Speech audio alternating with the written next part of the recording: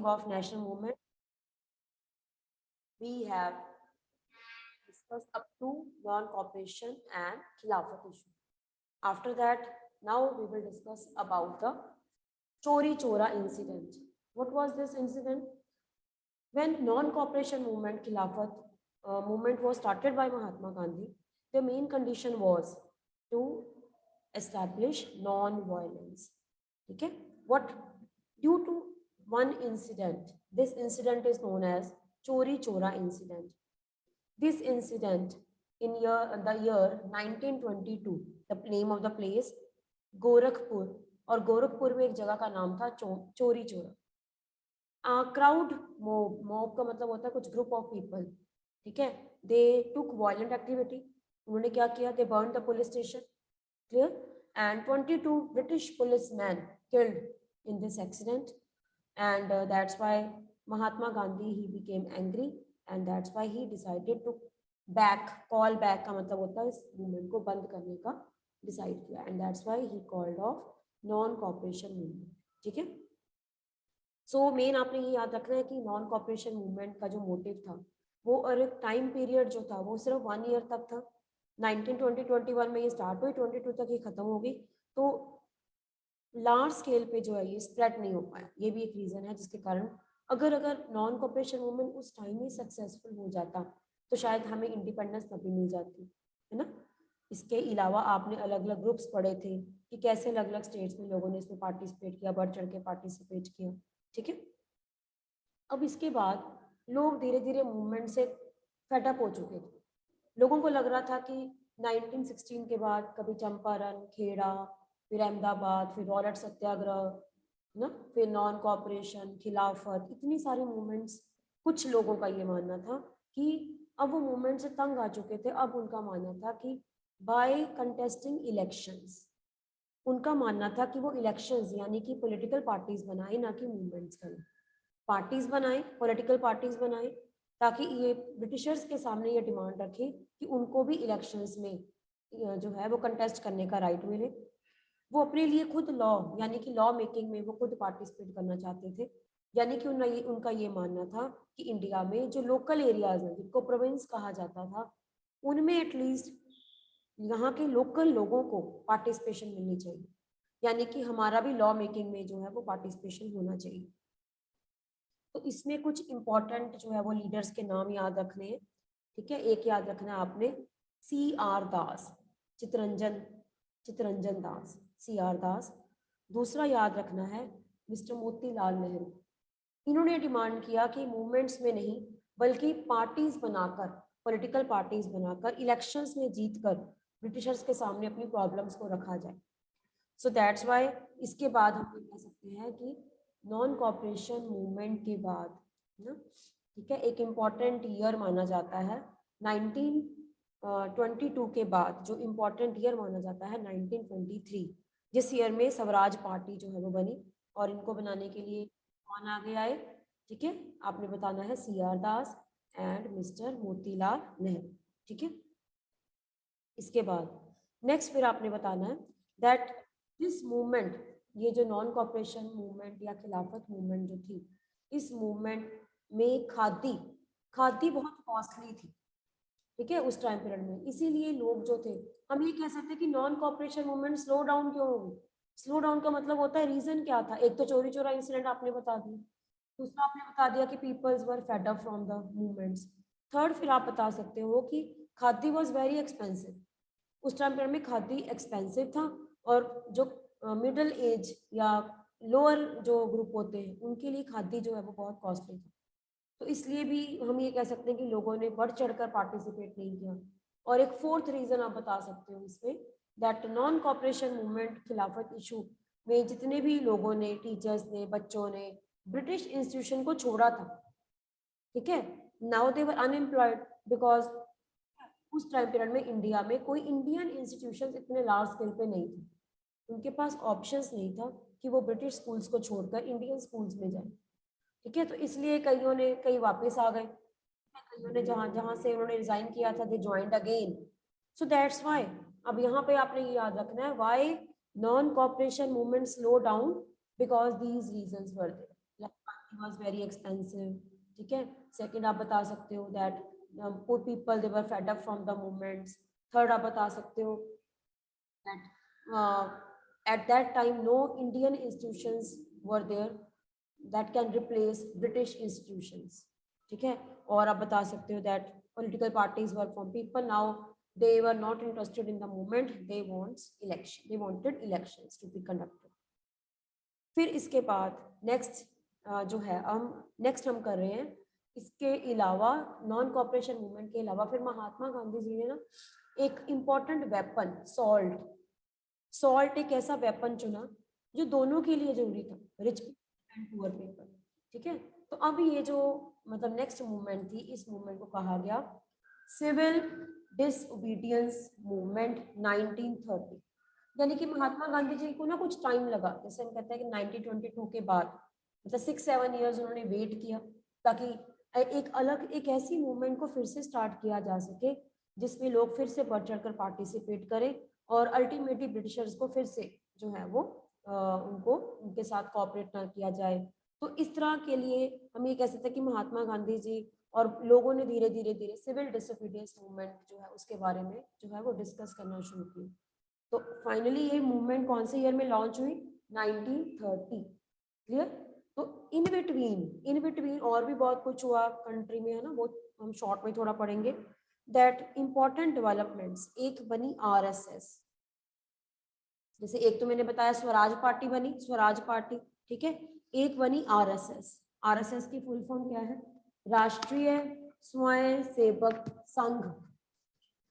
RSS राष्ट्रीय स्वयं सेवक संघ, मतलब सोशल जिसे हम कहते हैं सर्विस के लिए एक संघ जो है वो बना था। इसके अलावा एक और पार्टी बनी CPI, communist party of India. Communist, यहाँ पे आप वर्ड जो है कम्युनिस्ट पार्टी ऑफ इंडिया, यहाँ पे कम्युनिस्ट वर्ड मतलब ऐसी पार्टी जो कम्युनिटी के लिए, सोसाइटी के लिए बनाई जाती है। तो अब लोगों का मेन जो था ट्रेंड पॉलिटिकल पार्टीज बनाने में हो गया, लोग अपनी अपनी ऑर्गेनाइजेशंस बनाने लग गए। 3 मैंने आपको बताई हैं, एक बनी आरएसएस, एक बनी सीपीआई और एक बनी स्वराज पार्टी, ठीक है। इसका मतलब क्या है कि अब लोगों का जो ध्यान था वो मेन पॉलिटिकल पार्टीज की तरफ था। लोग इलेक्शंस के द्वारा अपनी प्रॉब्लम्स जो थे ब्रिटिशर्स तक बताना चाहते थे, ठीक है। इनमें से आरएसएस जो था वो हिंदू, यानी कि वो हिंदू एक तरह से ऑर्गेनाइजेशन थी जो आरएसएस था, ठीक है। एंड जो कम्युनिस्ट पार्टी थी वो मेन फार्मर्स और वर्कर्स के राइट्स को, यानी कि ब्रिटिश उस टाइम पीरियड में फार्मर्स और वर्कर्स के ऊपर बहुत एक्सप्लॉइट करते थे। तो ये उस टाइम पीरियड में main basically farmers and workers के राइट्स को सपोर्ट करती थी, ठीक है। इसके बाद एक इन बिटवीन एक और नाम हम कभी नहीं भूल सकते, वो है शहीद भगत सिंह। शहीद भगत सिंह का कंट्रीब्यूशन हम कभी नहीं भूल सकते, है ना। तो वो भी इस पर्टिकुलर टाइम पीरियड में बहुत एक्टिव थे, ठीक है। तो इसमें हमने बताना है कि भगत सिंह, इनका प्रॉपर इंफॉर्मेशन जो है वो आपकी बुक में एक बॉक्स है ना उसमें गिवन है, तो वो इंफॉर्मेशन भी आपने अच्छी तरह से रीड करनी है। इंकलाब जिंदाबाद, है ना, तो ये जस्ट आपने जो स्लोगन सुने होंगे, है ना, द रेवोल्यूशनरी नेशनलिस्ट, ये रेवोल्यूशनरी थे। भगत सिंह जो थे वो रेवोल्यूशनरी का मतलब उनका ये मानना था कि ब्रिटिश गवर्नमेंट जो है वो क्या है, डम्ब है, मतलब डफ है, डम्ब है, मतलब वो सुन नहीं रही है और उनको सुनाने के लिए एक धमाके की जरूरत है, ब्लास्ट की जरूरत है। तो ये जस्ट है एक मतलब जस्ट मैंने आपको लाइन बताई है। इसके आगे हम अब बताएंगे कि उनका कंट्रीब्यूशन क्या था। दैट इन्होंने जो शहीद भगत सिंह जी थे ना, ठीक है, इन्होंने अपने फ्रेंड्स के साथ एक एसोसिएशन ज्वाइन की, HSRA, ठीक है। Then for this purpose they founded HSRA। इसकी फुल फॉर्म क्या थी? Hindustan socialist republican association, HSRA, ठीक है। रेवोल्यूशनरी नेशनलिस्ट जो भगत सिंह थे वो चाहते थे कि इंडिया में कॉलोनियल रूल खत्म हो जाए और इस तरह से उन्होंने क्या किया, कुछ फ्रेंड्स के साथ मिलकर HSRA यानी कि हिंदुस्तान सोशलिस्ट रिपब्लिकन एसोसिएशन बनाई। कौन से ईयर में? 1928। 1928 में बनाई। कहाँ पे? दिल्ली में, फिरोज शाह कोटला, दिल्ली। और इनके जो मेंबर्स यानी कि इन्होंने मिलकर सांड्रस एक जो ब्रिटिश मतलब एक इम्पोर्टेंट जो है वो जनरल माने गए, सांड्रस पुलिस ऑफिसर थे, ठीक है, हु लेड अ लाठी चार्ज, जिन्होंने लाला लाजपत राय के ऊपर लाठी चार्ज किया था, ठीक है, जिसके कारण बाद में लाला लाजपत राय की डेथ हो गई थी। तो लाला लाजपत राय की डेथ का बदला लेना चाहते थे, इसलिए उन्होंने क्या किया, सांड्रस जो है सांड्रस को मारा, ठीक है, और along with the fellow nationalist B K Dutt, यानी कि कुछ अपने और फ्रेंड्स के साथ उन्होंने क्या किया, दिल्ली में जब ब्रिटिशर्स अपनी असेंबली यानी कि जो उनकी मीटिंग हो रही थी उस मीटिंग में पार्टिसिपेट कर रहे थे, तो अपने लॉ मेकिंग या डिस्कशन कर रहे थे, तो उस टाइम पीरियड में इन्होंने क्या किया, ही थ्रो अ बम, है ना। तो ये इस बॉम्ब ब्लास्ट से किसी का नुकसान नहीं हुआ, ये जस्ट एक तरह से एक उनको एक अपना दिखाना चाहते थे कि हम में कितनी पावर है, पर उससे नुकसान कुछ नहीं हुआ। कौन से ईयर में, 1929। लेकिन भगत सिंह जो है उनको अरेस्ट कर लिया, उनके साथ और भी बहुत से इनके फ्रेंड्स थे, राजगुरु, सुखदेव और भी कितने फ्रेंड्स, इनको अरेस्ट कर लिया गया, बाद में इनको ट्राइड एंड एग्जीक्यूटेड, बाद में इनको फांसी की सजा मिली, है ना, at the age of 23। Think yourself, 23 की एज में शहीद भगत सिंह जो थे, उन्होंने अपनी कंट्री की इंडिपेंडेंस के लिए कितना कुछ अचीव कर लिया, ठीक है। तो it takes a loud voice to make the deaf hear, इंकलाब जिंदाबाद। उन्होंने कहा कि अगर आपने जो ब्रिटिश गवर्नमेंट है ये सुनती नहीं है, डेफ है, डम है ना, बोलती नहीं है, तो उसको सुनाने के लिए धमाकों की जरूरत है, रेवोल्यूशन की जरूरत है, वायलेंस की जरूरत है। तो इसीलिए शायद उस टाइम पीरियड में जो है इनके अगेंस्ट इनको अरेस्ट कर लिया गया और इनके ऊपर चार्ज ऑफ मर्डर और बॉम्ब ब्लास्ट जो है उसका चार्ज लगाया। ये any doubt, any doubt बेटा,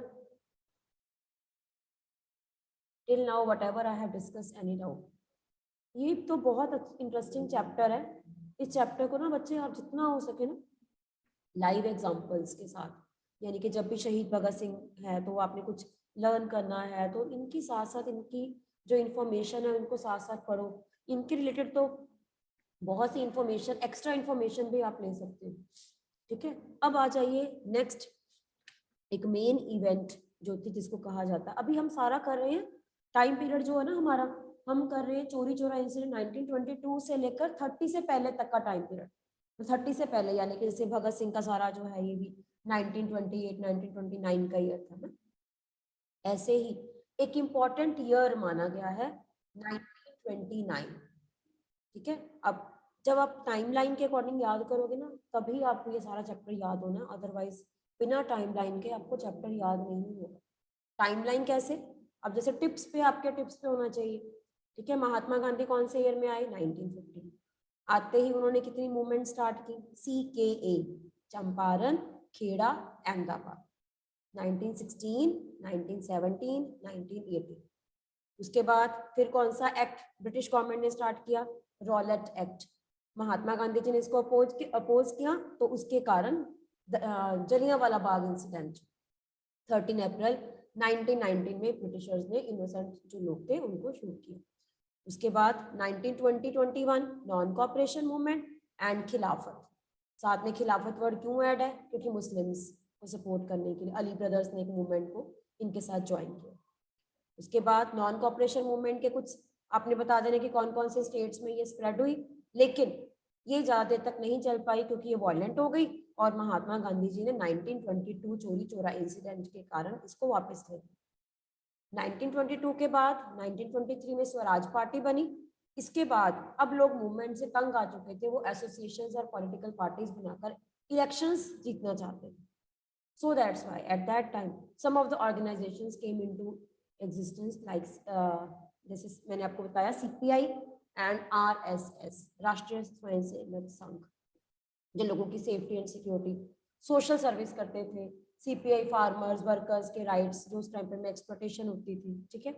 इसके बाद फिर नेक्स्ट हमने इन बिटवीन जो है वो पढ़ा शहीद भगत सिंह का कॉन्ट्रीब्यूशन, HSRA, ठीक है। जो भी इनकी टर्म्स है उनको याद रखो। कौन सा चार्ज लगाया था, charge of murder of Saunders and throwing of bomb in the central assembly at Delhi in which year 1929, ठीक है। तो ऐसे टाइमलाइन बनाकर उसको याद करो, जैसे एटलीस्ट जब भी आप कोई भी 2 पेज पढ़ रहे हो, उस 2 पेज के कौन कौन से ईयर्स हैं, उन ईयर्स को पहले लिखो और उन ईयर्स के साथ उनकी इंपॉर्टेंस लिखते जाओ, ताकि इन द एंड आपको सारा चैप्टर जो है वो ईयर वाइज आपको लर्न होना चाहिए।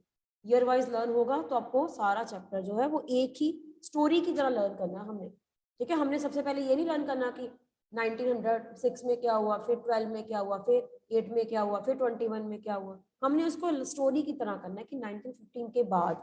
ठीक है, अब इन बिटवीन एक और इम्पोर्टेंट ईयर जैसे आया 1928 और 1929, ये भी बहुत इंपॉर्टेंट ईयर माने जाते हैं, क्योंकि 1927 में ब्रिटिश गवर्नमेंट ने ये डिसाइड किया कि हमारी कंट्री में रूल्स एंड रेगुलेशंस जो हैं उनको नए रूल्स एंड रेगुलेशंस बनाने के लिए कमीशन, जिस कमीशन का नाम क्या था, साइमन कमीशन।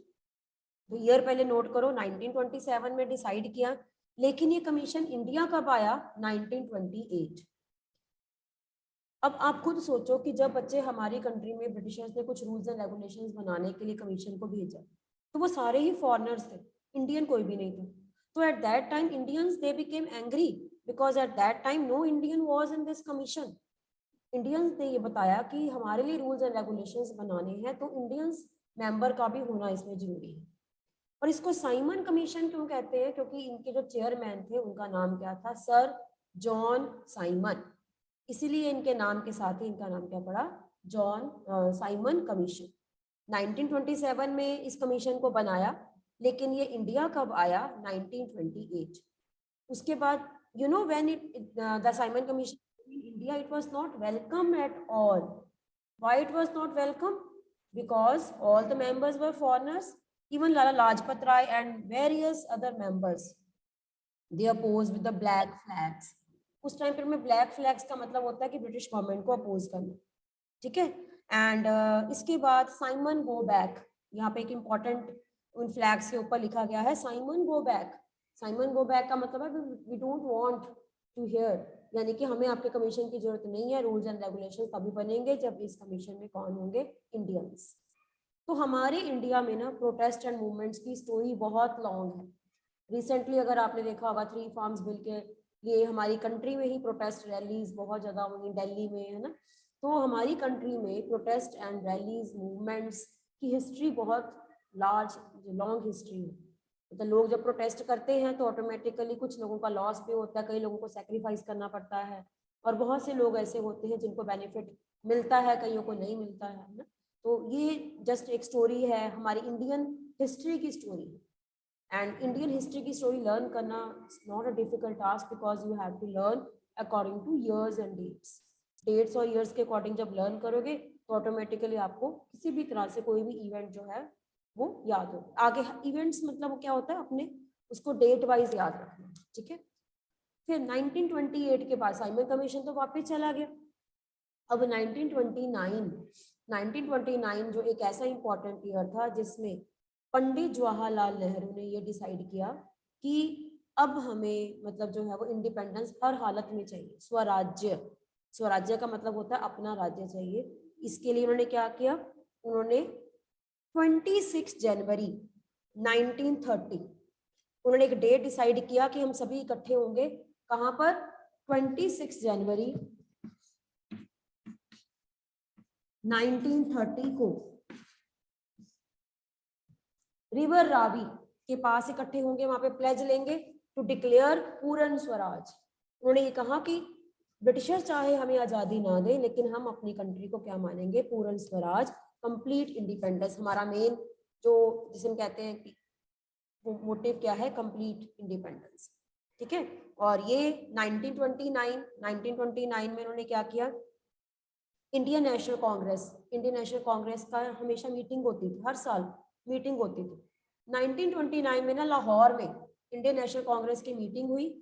वहाँ पे सभी लीडर्स ने डिसाइड किया कि अगर हमें इंडियन ब्रिटिशर्स जो हैं वो इंडिपेंडेंस नहीं देना चाहते, वी विल ग्रांट आवरसेल्फ, हम खुद अपनी इंडिपेंडेंस, हम अपनी कंट्री को इंडिपेंडेंट ही मानेंगे, कंप्लीट इंडिपेंडेंस डे। उन्होंने क्या किया, 26 जनवरी 1930 को क्या डिक्लेयर कर दिया, अपना इंडिपेंडेंस डे।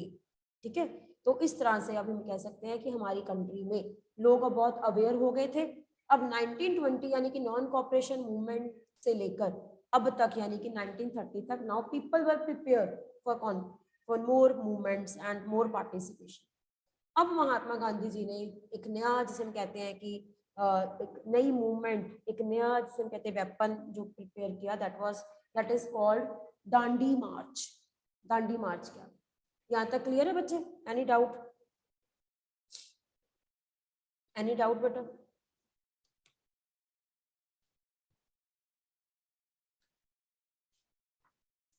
हाँ चलो, इतना जहां तक हमने किया ना चैप्टर, एक बार फिर से मैं सारा बता रही हूँ। The making of national movement, first of all we have started some bills, जो ऐसे बिल्स थे जिन बिल्स के रिगार्डिंग कॉन्ट्रोडिक्शन इंडिया में।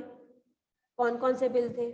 आर्म बिल, आर्म्स बिल था, एक था next is vernacular Ilbert will controversy, ये हमने किया है ना। इसके बाद फिर हमने किया that some of the members, some of the, you can say, Britishers, like they wanted that some kind of organization should be there, एक ऐसी ऑर्गेनाइजेशन होनी चाहिए जिसमें लोग अपनी प्रॉब्लम्स को उनके सामने लेकर आए। तो उन्होंने इंडियन नेशनल कांग्रेस जो है वो बनाई। इंडियन नेशनल कांग्रेस के मेंबर्स कौन से ईयर में बनी? 1885, ठीक है। तो ये हमने क्या था कि इंडियन नेशनल कांग्रेस की डिमांड्स क्या थी। स्लोली एंड ग्रेजुअली तो दे वर मॉडरेट, लेकिन बाद में they some of the members they were not satisfied with the prayer policy, so that's why they some of the members they were extremist.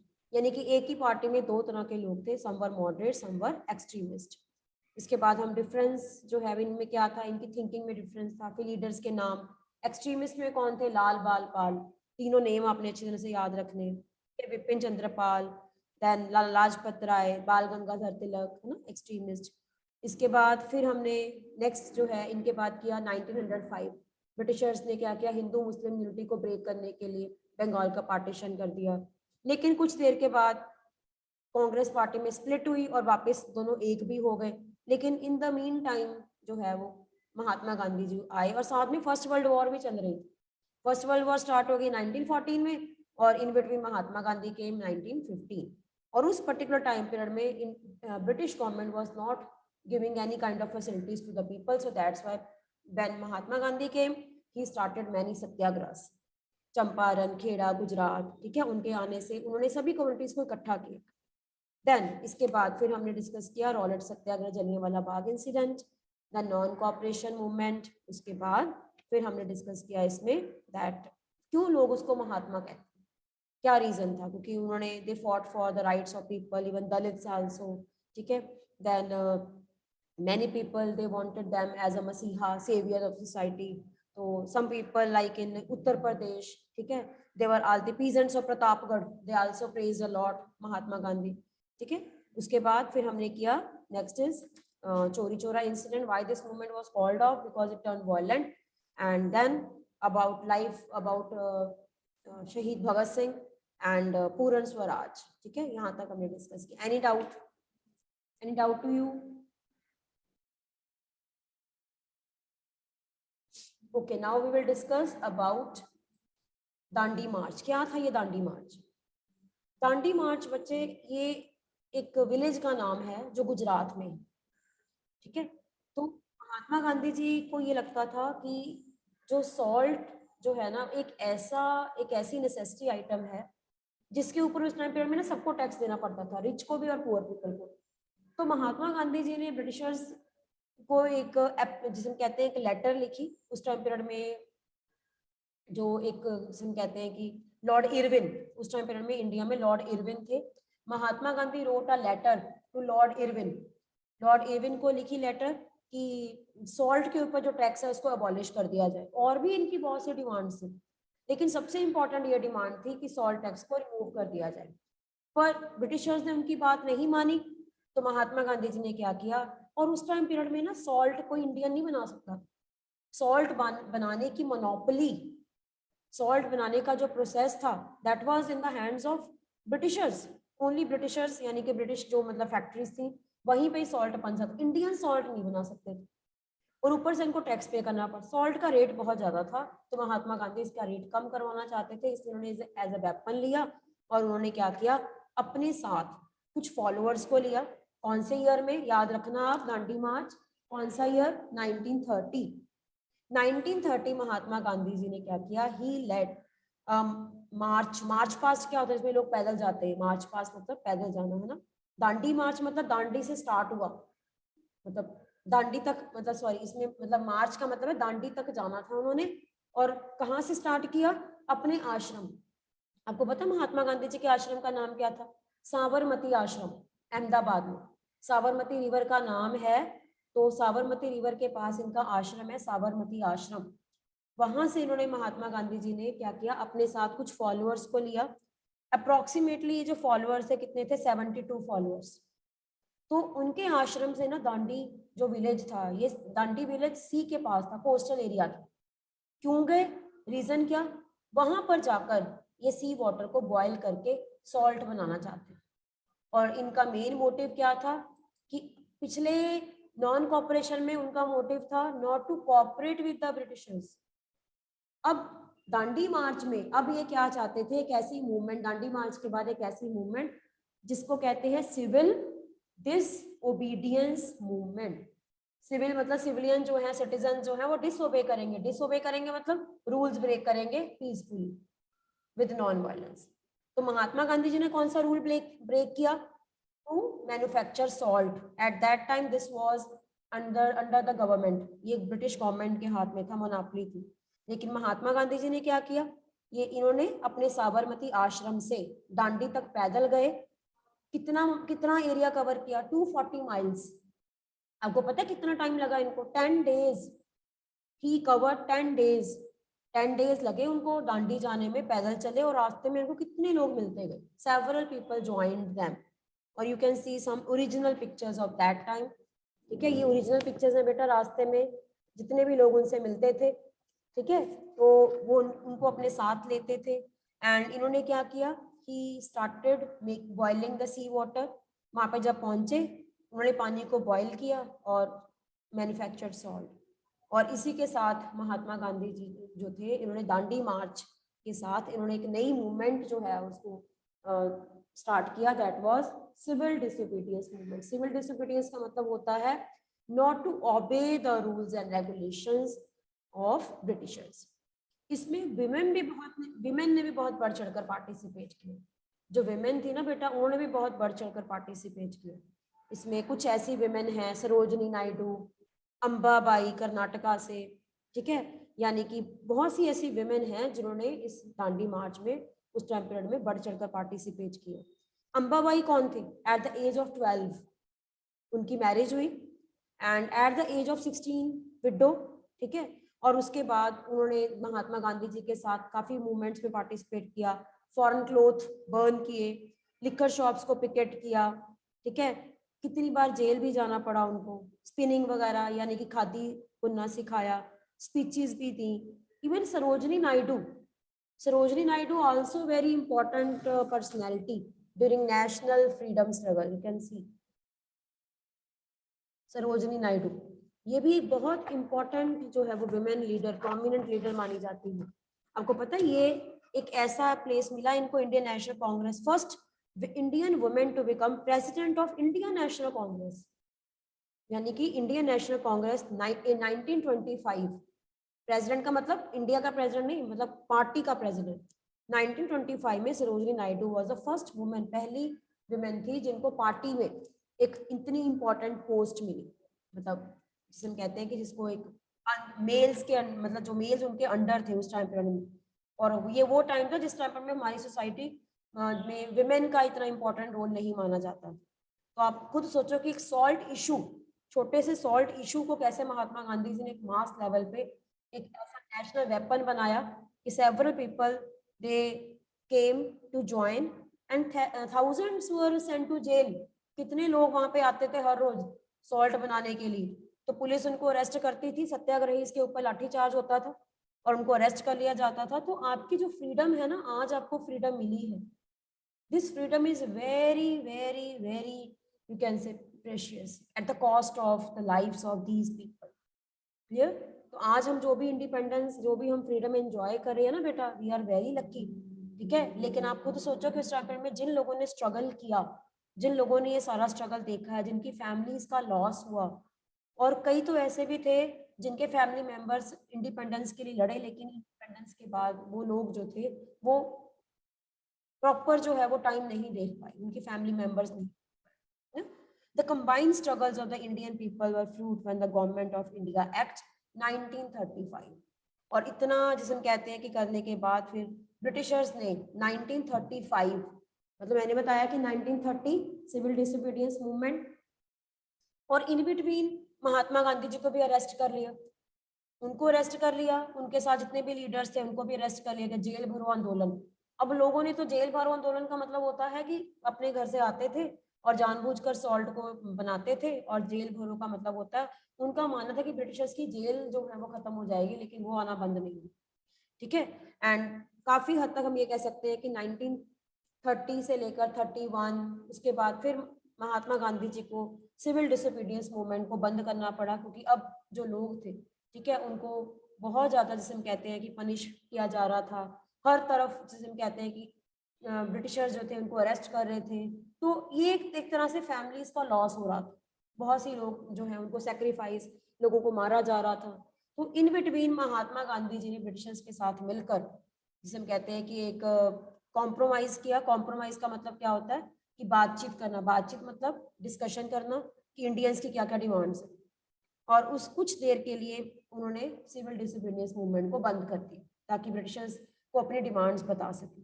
ठीक है, और इन बिटवीन हमारी कंट्री में फिर एक नया एक्ट बना 1935, और इस 1935 ने हम इंडियंस को क्या दिया, राइट टू कंटेस्ट इलेक्शंस। तो ये एक तरह से मेजर विक्ट्री थी। The combined struggle for the Indian people bore fruit when the Government of India Act of 1935 prescribed provincial autonomy। provincial autonomy का मतलब क्या होता है, इंडिया में उस टाइम में लोकल एरियाज को बोलते थे प्रोविंस, यानी कि उन एरियाज में इलेक्शंस के लिए इंडियंस पार्टिसिपेट कर सकते हैं, Indians can vote for Indians, और लॉ मेकिंग प्रोसीजर में इंडियंस भी पार्टिसिपेट करें। एक्ट बना 1935 में, और 2 साल के बाद इलेक्शंस हुए। सबसे पहले हमारी कंट्री में सबसे पहले इलेक्शंस कौन से ईयर में हुए, 1937, और इस तरह से इन प्रोविंसेस में Congress party main leading party मानी। इन सितंबर 1939, after 2 years of Congress rule, अब सेकेंड वर्ल्ड वॉर छिड़ गई 1939, सेकेंड वर्ल्ड वॉर आ गई बीच में 1939, और इस सेकेंड वर्ल्ड वॉर में ब्रिटिशर्स ने कांग्रेस से मतलब जो है वो एक तरह से प्रॉमिस किया कि अगर आप हमें सेकेंड वर्ल्ड वॉर में सपोर्ट करोगे तो हम आपको इंडिपेंडेंस दे देंगे। और सेकेंड वर्ल्ड वॉर में फिर बहुत से इंडियंस जो थे उनको सोल्जर्स बनाया, फार्मर्स को सोल्जर बनाया, और उन्होंने किनको सपोर्ट किया, ब्रिटिशर्स को, इस उम्मीद में कि शायद जब सेकेंड वर्ल्ड वॉर में इंग्लैंड जीत जाएगा तो इंग्लैंड उनको फ्रीडम दे देगा, लेकिन ऐसा नहीं हुआ। ठीक है, जब सेकेंड वर्ल्ड वॉर खत्म हो गई, 1945 में खत्म हुई, we were not given freedom. तो फिर से इन बिटवीन महात्मा गांधी जी ने फिर से मतलब जो है वो मूवमेंट्स स्टार्ट की, तो ये हम कल करेंगे। ठीक है, यस, एनी डाउट बेटा? नो? हाँ जी, एनी डाउट? अनबे, हाँ जी, Anbe, Akshima, Anmol, Avni, yes ma'am. Any doubt बेटा? इंटरेस्टिंग है chapter? No ma'am. Chapter yes interesting ma'am. है, ये बताओ, इंटरेस्टिंग है? हाँ, हाँ जी मैम। चलो अच्छा, वीडियोस को पता है क्या, ध्यान से बार बार सुनो, और जितना हो सके ना बच्चे चैप्टर जो है उसको रीडिंग करो अच्छी तरह से। ठीक है, जितना रीडिंग करोगे तभी आपको ये सारी इवेंट्स जो हैं वो याद होंगे। लिस्ट बनाओ अलग अलग इवेंट्स अकॉर्डिंग। क्लियर बेटा? Okay, thank you.